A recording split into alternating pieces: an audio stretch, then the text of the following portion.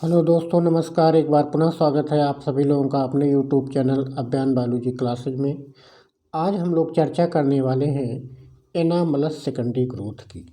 देखिए, anomalous secondary growth का मतलब होता है कि जो नॉर्मल सेकेंडरी ग्रोथ पाई जाती है पौधों में, जो नॉर्मल तरीके से द्वितीयक वृद्धि पाई जाती है कि कैम्बियम अंदर की तरफ जाइलम बनाता है, बाहर की तरफ सेकेंडरी फ्लोएम बनाता है, इस तरीके से पौधे की मोटाई बढ़ती जाती है। तो कुछ पौधों में ये देखा गया कि इस नियम से हट करके भी उनकी मोटाई में वृद्धि होती है। इसी चीज़ को एनामलस सेकेंडरी ग्रोथ कहते हैं। ये एनामलस सेकेंडरी ग्रोथ कई तरीके से होती है, अलग अलग पौधों में अलग अलग तरीके पाए जाते हैं। तो चलिए यहाँ पर कुछ महत्वपूर्ण प्लांट या स्पीसीज का हम लोग यहाँ पर डिस्कशन करते हैं जो आपकी परीक्षाओं में पूछे जाते हैं। देखिए, जो एनामलस सेकेंडरी ग्रोथ है ये डाइकाट स्टेम में भी देखने को मिलती है, और मोनोकाट में अगर सेकेंडरी ग्रोथ हो रहा है तो ये एनामलस ही होगा, क्योंकि आपने पढ़ा है कि जो द्वितीयक वृद्धि होती है ये साधारण तौर पर द्विबीजपत्री पौधों में ही पाई जाती है। लेकिन अगर किसी एक बीजपत्री पौधों में हमें सेकेंडरी ग्रोथ देखने को मिल रही है, इसका मतलब है कि वो एनामलस तरीका है, मतलब एबनॉर्मल है, नॉर्मल से हटकर है। तो चलिए यहाँ पर पहले देख लेते हैं डाइकाट स्टेम में, द्विबीजपत्री तने में इसका क्या तरीका है। एक मिनट, कलर, चलिए हाँ, देखते हैं यहाँ पर कि द्विबीजपत्री तने में किस किस तरीके से हमें देखने को मिलता है एनामलस सेकेंडरी ग्रोथ। तो पहला है यहाँ पे एनामलस पोजीशन ऑफ कैम्बियम, मतलब यहाँ पर जो कैम्बियम की पोजीशन है वो एनामलस हो, मतलब अनियमित हो, जो रेगुलर होना चाहिए, जैसा कैम्बियम होना चाहिए, जहाँ पर होना चाहिए उस स्थिति से अलग हटकर होता है। तो उसी को कहते हैं anomalous position of cambium, means cambium की पोजीशन गड़बड़ हो। तो ये हमें को देखने को मिलता है सर्जानिया के स्टेम में, बाउहिनिया लांग्सडॉर्फियाना के स्टेम में। अब सर्जियाना के केस में क्या होता है, चलिए देख लेते हैं सर्जियाना के केस में क्या चीज़ पाई जाती है। देखिए यहाँ पे लिखा है कि cambium appears in separate strip. यहाँ पे जो कैम्बियम बनता है वो अलग अलग पट्टियों में बनता है, इस तरीके से। जैसे जो नॉर्मल कैम्बियम आपने पढ़ा है, वो नॉर्मल कैम्बियम आपने पढ़ा था कि इस तरीके से राउंडेड हो जाता है, अंदर ये जाइलम काटता है और बाहर की तरफ फ्लोएम काटता है। लेकिन यहाँ पर क्या है कि ये जो कैम्बियम होगा ये इस तरीके से पाया जाता है, अलग अलग पट्टी के रूप में पाया जाता है। तो वही चीज़ें यहाँ पे लिखा गया है कि सर्जानिया में जो कैम्बियम होता है appears in separate strip, means cambium अलग अलग पट्टियों में पाया जाता है एज सेकेंडरी ग्रोथ स्टार्ट। और जब इसमें सेकेंडरी ग्रोथ स्टार्ट होती है तो each cambial strip form A separate entire ring of its own and cuts secondary xylem inside and secondary phloem outside. इसका मतलब है कि जो प्रत्येक पट्टी होगी वो अपना अलग अलग जाइलम और फ्लोएम काटेगी। जैसे एक पट्टी ये हो गया तो ये अपना जाइलम और फ्लोएम बना लेगी, ये पट्टी हो गई तो ये अपना जाइलम फ्लोएम बना लेगी, ये पट्टी हो गई तो ये अपना जाइलम फ्लोएम बना लेगी, ये स्ट्रिप हो गई तो ये अपना जाइलम फ्लोएम बना लेगी। वही चीज़ यहाँ पे लिखा है कि सर्जानिया के केस में जो कैम्बियम होता है वो पूरी तरह से गोल ना होकर के छोटी छोटी स्ट्रिप्स के रूप में पाया जाता है, और प्रत्येक स्ट्रिप अपना जाइलम और अपना फ्लोएम कट कर लेती है। मीन्स यहाँ पर कंबाइंड होकर के ये काम नहीं करती हैं। और जब ये तना या स्टेम ओल्ड हो जाता है, पुराना हो जाता है, तो यहाँ पर प्रत्येक वैस्कुलर बंडल के चारों तरफ अब बाद में पेरीडर्म का निर्माण हो जाता है। यहाँ पे देखिए लिखा है कि in old stem each bundle develops their own periderm, अपना अपना ये पेरीडर्म बना लेगा। तो ऐसा लगता है कि सर्जानिया का जो तना है ये एक पेड़ ना होकर के कई पेड़ों का समूह है, कई पेड़ों का गुच्छा सा दिखाई देने लगता है। तो ये चीज़ हमें एबनॉर्मली दिखाई देती है सर्जानिया के केस में। तो उम्मीद है सर्जानिया का केस आपको समझ में आ गया होगा। इसके बाद अब हम देखते हैं बाहिनिया का स्टेम। तो बाह्यनिया के स्टेम में क्या है कि same stem a somewhat similar structure is form by breaking off strips of the original cambium. यहाँ पे जो ओरिजिनल कैम्बियम होता है वो छोटी छोटी पट्टियों के रूप में, स्ट्रिप के रूप में टूट जाता है, जैसा कि आपने सर्जानिया में देखा। इसके बाद क्या होगा कि in this case parenchyma in xylem and phloem increase excessively, मतलब कि ये जो कैम्बियम है ये खूब ढेर सारा पैरेन्काइमा बनाता है और इस पैरेन्काइमा की वजह से इसका जो जाइलम और फ्लोएम है वो पैरेन्काइमा में डूबा हुआ सा दिखाई देता है। इस प्रकार से इसका जो पहले बना हुआ ओरिजिनल टिश्यू था वो रप्चर हो जाता है, टूट जाता है और जो कैम्बियल सीट बनती है वो भी टूट जाती है। जब पैरेन्काइमा ज़्यादा होता जाता है, इसका प्रेशर पड़ता जाता है तो कैम्बियल सीट भी टूट जाती है और जो ओरिजिनल टिश्यू हैं वो भी टूट जाते हैं और ऐसा लगता है कि ये जाइलम और फ्लोएम पैरेन्काइमा के अंदर डूबे हुए हैं। तो ये चीज़ हमें देखने को मिलती है बाह्यनिया के स्टेम में। तो यहाँ पे देखिए जो आपने अभी पढ़ा था कि एबनॉर्मल पोजीशन ऑफ कैम्बियम, यहाँ पर कैम्बियम की जो पोजीशन है वो अलग है। क्या है कि पट्टी के रूप में पाई जाती है, छोटे छोटे स्ट्रिप्स के रूप में पाई जाती है। तो सर्जानिया और बाह्यनिया में आपने देख लिया यहाँ पर position means abnormal position of cambium. इसके बाद यहाँ पर जो हमारा नेक्स्ट पॉइंट आता है वो है abnormal behaviour of normal cambium. इसका मतलब है कि यहाँ पर कैम्बियम तो नॉर्मल होता है, कैम्बियम जो होगा वो नॉर्मल होगा। वहाँ पर देखिए कैम्बियम ही एबनॉर्मल था। क्या एबनॉर्मलिटी थी कि वहाँ पर कैम्बियम छोटी छोटी पट्टी के रूप में टूट जाता था। यहाँ पर कैम्बियम तो नॉर्मल होगा, सामान्य होगा, लेकिन उसका जो व्यवहार है वो व्यवहार एबनॉर्मल होगा, मतलब सामान्य से हट करके असामान्य व्यवहार दिखाता है। जैसा कैम्बियम दिखाना चाहिए जो व्यवहार, उस व्यवहार से अलग हटकर वो बिहेव दिखाता है। तो ये दूसरा तरीका है एनामलस सेकेंडरी ग्रोथ का डाइकाट में। अब यहाँ पर देखिए कुछ फिगर हमने लगाया था, जैसे ये वाला डी वाला जो फिगर आपको देखने को मिल रहा है कि यहाँ पर देखिए ये सर्जानिया के केस में है कि यहाँ पर जाइलम और फ्लोएम की जो पट्टियाँ बनी हैं बाद में इनकी चारों तरफ ये पेरिडर्म बन जाता है और ऐसा लगता है कि एक ही पेड़ कई अलग अलग तनों से मिलकर बना हुआ है। तो वही चीज़ें यहाँ पे आपको लगाया था समझाने के लिए फिगर। इसके बाद चलिए नेक्स्ट चलते हैं। यहाँ पे देखिए एनामलस स्ट्रक्चर से संबंधित कुछ यहाँ पर ढेर सारे फिगर हैं, लेकिन चलिए जो आपके लिए ज़रूरी है वही चीज़ें देखते हैं। यहाँ पे लिखा है, यहाँ पर क्या है कि कैम्बियम तो नॉर्मल है लेकिन इसका व्यवहार कैसा है, एबनॉर्मल है। तो लिखा है कि sometimes the normal cambium start cutting cells off several places irregularly and forms at certain places much larger portion of xylem than of phloem and at other places more phloem than xylem. इसका मतलब समझ लीजिए कि जैसे जो normal तरीके से cambium होता है वो जाइलम और फ्लोएम एक रेशियो में कट करता है, लेकिन यहाँ पर कैम्बियम तो नॉर्मल है, काम करना चाहिए उसको नॉर्मली, लेकिन यहाँ पर ये नॉर्मली काम ना कर करके एबनॉर्मली काम करता है। मीन्स कहीं इसका मन किया तो ढेर सारा जाइलम ऐसे कट करता चला गया और कहीं पर मन किया तो ढेर सारा ऐसे फ्लोएम कट करता चला गया। तो वही चीज़ है यहाँ पे कि ये जो कैम्बियम है ये एबनॉर्मल बिहेवियर करता है तो ये नॉर्मल, लेकिन इसका जो व्यवहार है ये एबनॉर्मल है। जो एक रेशियो है उस रेशियो से ये हट कर काटता है, कहीं ढेर सारा जाइलम बना दिया, कहीं ढेर सारा फ्लोएम बना दिया। तो इन पौधों में जो हमें स्ट्रक्चर देखने को मिलता है, अभी देखिए फिगर के माध्यम से आपको समझाने का प्रयास करते हैं। जैसे ये है तो देखिए यहाँ पर ये इस तरीके से देखने को आपको मिलेगा। अभी पीछे एक फिगर लगा हुआ था, अभी फिगर में भी दिखा देंगे। ये देखिए ढेर सारा कहीं जाइलम काट दिया है, यहाँ पे फ्लोएम है, ये सब फ्लोएम का पार्ट है, ये जाइलम का पार्ट है, फिर ये फ्लोएम का पार्ट है, ये जाइलम का पार्ट है।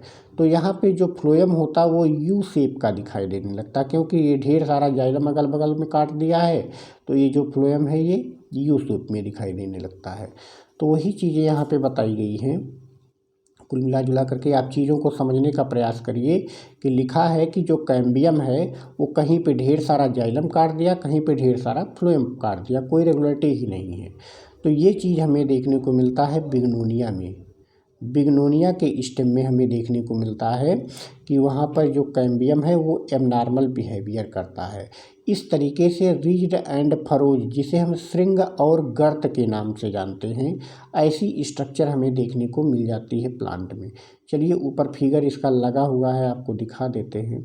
इस तरीके से ये वाला चीज़ देखिए, जैसे ये है तो ये आपका श्रृंग हो गया, और जो ये गड्ढा टाइप का ये गर्त हो गया, फिर ये श्रृंग है, ये गर्त टाइप का है। तो वही चीज़ें यहाँ पे लिखा है, रिज्ड एंड फरोज स्ट्रक्चर हमें देखने को मिलती हैं यहाँ पर बिग्नोनिया के केस में, क्योंकि यहाँ पे जो कैम्बियम है वो एबनॉर्मल बिहेवियर शो करने लगता है। इसके बाद चलिए नेक्स्ट देखते हैं। यहाँ पे दूसरा चीज़ है एरिस्टोलोकिया का पौधा। पहला तो ये बिग्नोनिया का केस हो गया कि वहाँ पे जो कैम्बियम है वो कहीं ज़्यादा जाइलम काट रहा है, कहीं पे ज़्यादा फ्लोएम काट रहा है। एरिस्टोलोकिया के केस में क्या है कि cambium cuts only parenchyma sales both on outer and inner side. Means cambium का काम होता है कि वो बाहर फ्लोएम काटे और अंदर जाइलम काटे, लेकिन ये जाइलम और फ्लोएम काटता ही नहीं है। जो पहले जाइलम फ्लोएम था वही पड़ा है। ये क्या काटेगा, अंदर भी और बाहर भी केवल और केवल पैरेन्काइमा सेल का ही कट करता है। इससे यहाँ पे जाइलम और फ्लोएम के बीच बीच में पैरेन्काइमा सेल्स ढेर सारी हो जाती हैं। इससे जाइलम फिसर्ड दिखाई देने लगता है। फिसर्ड दिखाई देने का मतलब है कि अगुली की तरह उसमें प्रवर्ध से निकले होते हैं, जैसे जालिकावत आप बोल सकते हैं। अभी फिगर ये देखिए, यहाँ पे देखिए, इस तरीके से ये आपका जाइलम का पोर्शन हो गया और ये फ्लोएम का पोर्शन हो गया, और ये जो बीच बीच में ये खाली स्थान आप देख रहे हैं, ये चीज़ें यहाँ पर पैरेन्काइमा सेल्स हो जाती हैं। तो इसकी वजह से यहाँ पर ब्रांचिंग देखने को मिल जाती है हमें जाइलम और फ्लोएम के पोर्शन में। तो वही चीज़ें यहाँ पे बताया गया है कि यहाँ पर जो कैम्बियम है उस कैम्बियम को जाइलम और फ्लोएम कट करना चाहिए, लेकिन वो जाइलम और फ्लोएम ना कट करके क्या काटने लगता है, वो ढेर सारे पैरेन्काइमा काटने लगता है। तो ये एरिस्टोलोकिया का एग्जाम्पल हो गया। ये एरिस्टोलोकिया हो गया, ये बिग्नोनिया हो गया। बिग्नोनिया में आपने क्या पढ़ा कि जो कैम्बियम है वो कहीं ढेर सारा जाइलम, कहीं ढेर सारा फ्लोएम काट रहा है। एरिस्टोलोकिया में क्या है कि जो कैम्बियम है वो जाइलम फ्लोएम काटता ही नहीं है, सेकेंडरी जाइलम फ्लोएम कट ही नहीं कर रहा है, वो केवल और केवल पैरेन्काइमा कट रहा है, जिससे जो जाइलम था भी वो जाइलम हमें फिसर्ड देखने को मिलता है। तो उम्मीद है ये चीज़ें आपको समझ में आ गई होंगी। इसके बाद यहाँ पे देखिए नेक्स्ट तरीका है successive rings of cambium. Successive rings of cambium, इसका मतलब है कि जैसे यहाँ पे देखो ये पौधा है, एक कैम्बियम बना, ये कुछ समय तक बाहर की तरफ फ्लोएम, अंदर की तरफ जाइलम अपना बनाया।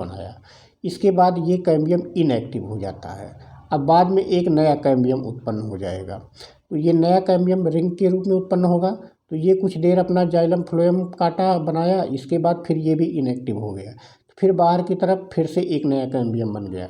तो इस तरीके से सक्सेसिव रिंग ऑफ कैम्बियम बनते जाते हैं। मीन्स यहाँ पर ढेर सारे रिंग आपको वैस्कुलर बंडल को देखने को मिल जाएंगे। तो वही चीज़ें यहाँ पे लिखा गया है कि इसमें एक कैम्बियम पूरे जीवन भर सक्रिय नहीं रहता है, वो कुछ समय तक सक्रिय रहेगा फिर वो निष्क्रिय हो जाएगा। तो उसके स्थान पे दूसरा कैम्बियम उत्पन्न हो जाएगा, वो कुछ समय तक काम करेगा, इसके बाद नेक्स्ट कैम्बियम उत्पन्न हो जाता है। तो ये है सक्सेसिव रिंग ऑफ कैम्बियम बनने का तरीका। तो वही चीज़ें लिखा है कि cambium ring is formed in successive manner, means क्रमिक तरीके से यहाँ पर नए कैम्बियम बनते जानते हैं। The new ring is formed outside the previous ring, जो नई रिंग बनती है वो पहले वाली रिंग के बाहर ही बनती है, अंदर नहीं बनती है।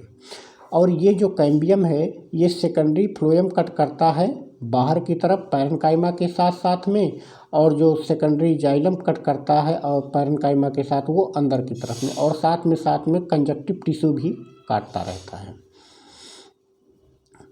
इसके बाद यहाँ पे देखिए ये इसका एग्जाम्पल हो जाएगा बोरहेविया, बोगनवेलिया और मिराबिलिस। इन सब में क्या है कि सक्सेसिव रिंग मीन्स क्रमिक पट्टियाँ बनती जाती हैं। तो क्वेश्चन आपसे पूछ लिया जाएगा कि इनमें से कौन सा ऐसा पौधा है जिसमें कैम्बियम की सक्सेसिव रिंग बनती है, तो आप बुरहेबिया, बोगनवेलिया और मिराबिलिस का एग्जाम्पल ध्यान में रखेंगे। इसके बाद नेक्स्ट तरीका जो यहाँ पर है एनामलस सेकेंडरी ग्रोथ का, वो है इंट्रास्टीलर कैम्बियम। मीन्स कैम्बियम आपने पढ़ा है कि साधारण तौर पर स्टील वाले रीजन में बनता है। स्टील क्या है, ये सब चीज़ें आपको पहले बता दी गई हैं जिस समय द्वितीयक वृद्धि या सेकेंडरी ग्रोथ पढ़ाई गई है। तो एमरैंथस का यहाँ पे देखिए, एमरैंथस का जो तना है उसमें स्टील के बाहर कैम्बियम प्रोड्यूस हो जाता है और वो वहाँ पर सेकेंडरी जाइलम और फ्लोएम कट करके पौधे में द्वितीयक वृद्धि के लिए जिम्मेदार है। तो यहाँ पर चूँकि जो कैम्बियम बन रहा है वो स्टील के बाहर बन रहा है, इसलिए इसे हम इंट्रास्टीलर कैम्बियम के नाम से बोलते हैं। तो ये भी एक तरीका हो गया एनामलस सेकेंडरी ग्रोथ का। इसके बाद नेक्स्ट है, ये फिगर आपको लगाए थे समझाने के लिए, इसका जब ज़रूरत पड़ेगा तो हम देख लेंगे अभी। ये देखिए यहाँ पर जो एनामलस सेकेंडरी ग्रोथ आप पढ़ रहे हैं अमरंथस का, तो देखिए अमरंथस में ये तो आपके हो गए स्टीलर रीजन वाले जाइलम और फ्लोएम। यहाँ पर स्टीलर रीजन से बाहर यहाँ पर देखिए जो कैम्बियम है वो आपका जाइलम और फ्लोएम कट करने लगता है, तो इसी को इंट्रास्टीलर रीजन कहते हैं। ये चीज़ें आप देखिए जो जाइलम और फ्लोएम कट हुआ है ये इंट्रास्टीलर रीजन का है, तो जो कि अमरंथस के तने में आपको देखने को मिल जाता है। तो उम्मीद है अमरंथस में भी आपको समझ में आ गया होगा। इसके बाद ये चलिए अभी इसको बाद में डिस्कस करते हैं। हाँ, पांचवा तरीका है कि फॉर्मेशन ऑफ इंटरजाइलरी फ्लोएम और इंक्लूडेड फ्लोएम। यहाँ पर देखिए लिखा है कि due to abnormal activity of cambium group of phloem cells embedded in secondary xylem. Means जो सेकेंडरी जाइलम के अंदर ही फ्लोएम की कोशिकाएं डूबी हुई होती हैं, तो इसी को कहते हैं इंटरजाइलरी फ्लोएम।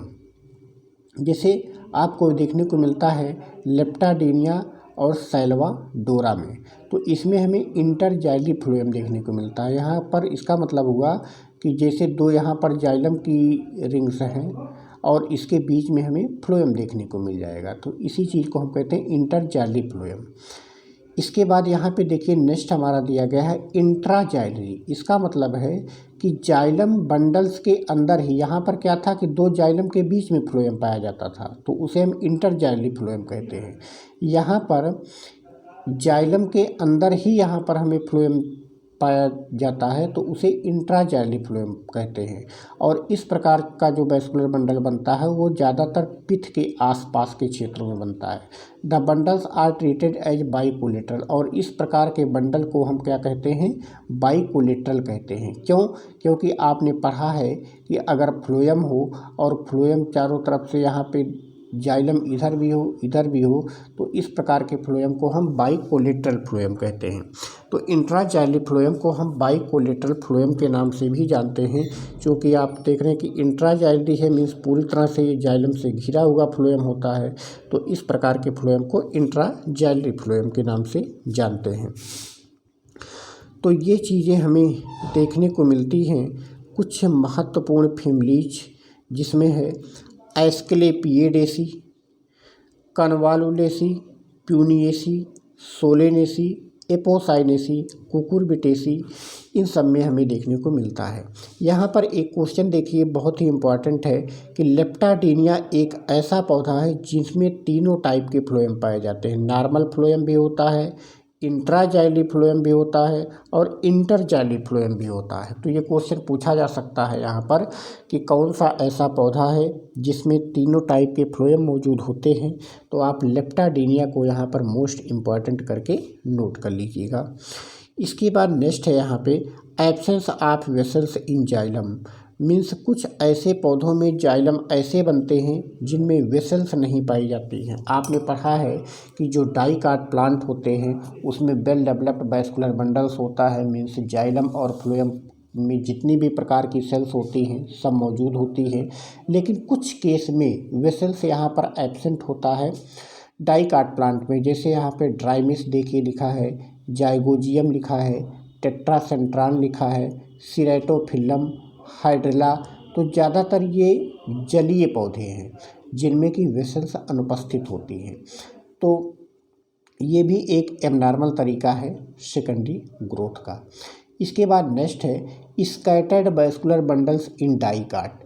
तो साधारण तौर पे आपने पढ़ा है कि डाइकाट पौधों में जो वैस्कुलर बंडल्स होते हैं वो रिंग में अरेंज होते हैं, इस प्रकार से रिंग में अरेंज होते हैं, और मोनोकाट में स्कैटर्ड होते हैं। लेकिन यहाँ पर आप देख रहे हैं कि कुछ ऐसे डाइकाट पौधे भी हैं जिनमें ये रिंग में ना होकर के बिखरे हुए वैस्कुलर बंडल्स पाए जाते हैं। तो ये भी एक एबनॉर्मल तरीका हो गया सेकेंडरी ग्रोथ का। जैसे पिपरोमिया हो गया, पीपर हो गया, निम्फिया हो गया, पैपावर हो गया जिसे आप अफीम कहते हैं। तो इन सभी पौधों में हमें स्कैटर्ड वैस्कुलर बंडल्स देखने को मिल जाते हैं। इसके बाद नेक्स्ट है प्रेजेंस ऑफ मेडुलरी बंडल्स। देखिए, प्रेजेंस ऑफ मेडुलरी बंडल्स का मतलब है कि यहाँ पर केंद्र में कुछ बड़े वैस्कुलर बंडल्स पाए जाते हैं और उसके चारों तरफ उसको घेरे हुए ढेर सारी संख्या में छोटे छोटे वैस्कुलर बंडल्स भी पाए जाते हैं। जैसे एमरेंथस हो गया, बोरहेविया हो गया, मिराबिलिस हो गया। तो इनमें हमें मेडुलरी बंडल्स देखने को मिलता है। और कार्टिकल बंडल्स भी देख लेते हैं, फिर इसके बाद फिगर से समझ लेते हैं। कार्टिकल बंडल्स का मतलब है कि कुछ ऐसे पौधे हैं जिनके कार्टेक्स रीजन में वैस्कुलर बंडल्स बन जाते हैं, जैसे निक्टेंथस का तना है, और इसकी वजह से उसमें सेकेंडरी ग्रोथ होती है। तो ये भी एक एबनॉर्मल तरीका हो गया। चलिए, ऊपर इसके फिगर लगे हुए हैं, पहले फिगर को हम समझ लेते हैं। यहाँ पे जैसे ये किसका है, कायरंथस का है। ये देखिए, यहाँ पे ये जो वैस्कुलर बंडल्स हैं इन्हें हम मेडुलरी वैस्कुलर बंडल्स के नाम से जानते हैं, क्योंकि ये जो वैस्कुलर बंडल्स होते हैं ये पाए जाते हैं आपका पित्त के आसपास। तो ये दो तो बड़े होते हैं, बाकी छोटे छोटे जो ढेर सारे वैस्कुलर बंडल्स होते हैं वो उसको घेरे हुए पाए जाते हैं। यहाँ पर देखिए, ये कंजक्टिव टिश्यू है, यहाँ पर सेकेंडरी जाइलम आपको देखने को मिल रहा है, ये आपका फ्लोएम हो गया। तो इस प्रकार से यहाँ पर जो वैस्कुलर बंडल्स है ये कई रिंग में देखने को मिलती है, 3-4 रिंग में ये पाई जाती है साधारण तौर पर। तो वही चीज़ वहाँ पे लिखा है कि मेडुलरी बंडल्स का पाया जाना एक एबनॉर्मल तरीका होता है। निक्टेंथस का स्टेम शायद नीचे लगा हुआ उसका फिगर, जो अभी आपने पढ़ा कार्टिकल वैस्कुलर बंडल, तो वही हम समझाना चाह रहे थे आपको, कार्टिकल वैस्कुलर बंडल्स। चलिए, हाँ, ये देखिए, ये निक्टेंथस का तना है। इसमें क्या है कि ये कार्टेक्स का, जैसे ये एपिडर्मिस हो जाती है, एपिडर्मिस के नीचे का जो पोर्शन होता है ये कार्टेक्स होता है। तो देखिए, यहाँ पर जो कार्टेक्स वाला क्षेत्र है इसमें आपको वैस्कुलर बंडल्स देखने को मिल रहे हैं, और इसकी वजह से इसमें सेकेंडरी ग्रोथ देखने को मिलती है। तो ये कार्टिकल वैस्कुलर बंडल्स का पाया जाना भी एक एबनॉर्मल तरीका है सेकेंडरी ग्रोथ का। ठीक है, ये देखिए, यहाँ पर सैल्वाडोरेसी फैमिली का सैल्वाडोरा प्लांट है। इसमें क्या है कि यहाँ पर देखिए, जो सेकेंडरी जाइलम है और सेकेंडरी जाइलम के अंदर यहाँ पर इंटर जाइलरी फ्लोएम मौजूद है। ये जो पट्टियाँ आप देख रहे हैं ये सब फ्लोएम है यहाँ पर।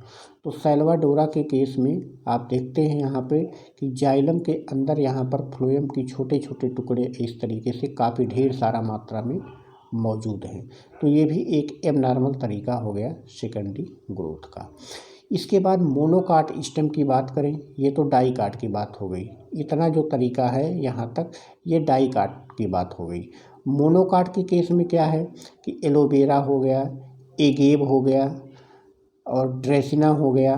तो इन सब में जो सेकेंडरी ग्रोथ होती है वो एबनॉर्मल कही जाएगी, क्योंकि आपने पढ़ा है कि मोनोकाट पौधों में सेकेंडरी ग्रोथ नहीं पाई जाती है। लेकिन अगर कुछ पौधों में ये देखने को मिलती है तो वो एबनॉर्मल है। ये होती कैसे हैं, यहाँ से क्वेश्चन यही पूछा जाएगा कि इनमें से कौन सा ऐसा पौधा है जिसमें सेकेंडरी ग्रोथ देखने को मिलता है। तो एलोवेरा, एगेव, ड्रेसिना, यक्का, ये सब ऐसे कुछ प्लांट हैं जिनके नाम आप याद कर लीजिएगा। यहाँ पर देखिए, लास्ट में हमने फिगर लगाया हुआ है ड्रेसिना का। ये देखिए, ड्रेसिना जो कि एक मोनोकाट प्लांट है, इसमें होता क्या है कि ये तो आपका वैस्कुलर बंडल्स हो गया। वैस्कुलर के बंडल के बाहर जो कार्टेक्स वाला रीजन है उसमें कहीं पर भी कैम्बियम उत्पन्न हो जाता है। कभी कभी ये कैम्बियम कार्टेक्स में हो जाता है, कभी कभी पेरीसाइकिल वाले क्षेत्र में हो जाता है, और वो कैम्बियम यहाँ पर के डिवाइड होकर के ढेर सारी मात्रा में यहाँ पे जाइलम और फ्लोएम बनाता है सेकेंडरी, और साथ ही साथ यहाँ पर ये कुछ पैरेन्काइमा सेल्स बनाता है जो कि बाद में स्क्लेरेन्काइमेटस हो जाती है। तो इस प्रकार से यहाँ पे ये पैरेन्काइमा सेल्स और जाइलम फ्लोएम कट करने लगता है। तो वही चीज़ यहाँ पे लिखा है कि जो नॉर्मल वैस्कुलर बंडल है उसके बाहर यहाँ पर कैम्बियम बन जाएगा, और ये कैम्बियम सेकेंडरी जाइलम और फ्लोएम कट करके यहाँ पर वैस्कुलर बंडल्स बनाने लगता है, जिसके कारण यहाँ पर पौधे की मोटाई में वृद्धि होती है। तो ये हमें मोनोकाट में देखने को मिल जाता है।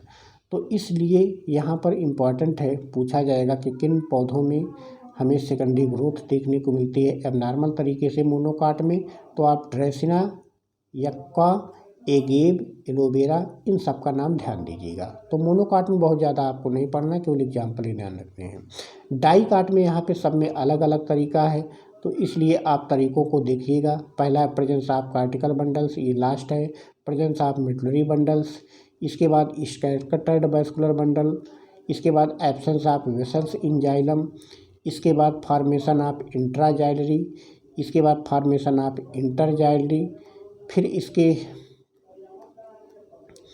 पहले आपने यहाँ पर जो देखा था, कहाँ गया, हाँ, एक्स्ट्रा स्टीलर कैम्बियम बन जाता है, स्टील से region successive ring of cambium बन जाती है। इसके बाद abnormal behaviour of normal cambium और एबनॉर्मल पोजीशन ऑफ कैम्बियम। तो इतने तरीके से यहाँ पर डाई काट स्टेम में, और एक तरीका है मोनोकाट स्टेम में। अगर सेकेंडरी ग्रोथ इन तरीक़ों से होती है तो उसे हम एनामलस सेकेंडरी ग्रोथ के नाम से जानते हैं। तो आज हमारा ये जो प्लांट एनाटॉमी का चैप्टर है ये समाप्त हुआ। इसके बाद हम लोग स्टडी करेंगे, नेक्स्ट चैप्टर हमारा होगा रिप्रोडक्शन इन फ्लावरिंग प्लांट। पुष्पीय पौधों में जनन किस तरीके से होता है, काफ़ी इम्पॉर्टेंट चैप्टर है। तो इस चैप्टर में भी हमने आपको उन्हीं पॉइंट पर डिस्कशन किया है जो आपकी परीक्षा के दृष्टिकोण से काफ़ी इम्पॉर्टेंट है। बहुत फालतू चीज़ों को हमने शामिल नहीं किया है। तो नेक्स्ट चैप्टर में भी हमारा प्रयास यही रहेगा कि कुछ भी आपका छूटे भी ना, और जो मेन पॉइंट हैं वो आपके कवर हो जाए। तो वेट करिए नेक्स्ट वीडियो का। तब तक के लिए नमस्कार।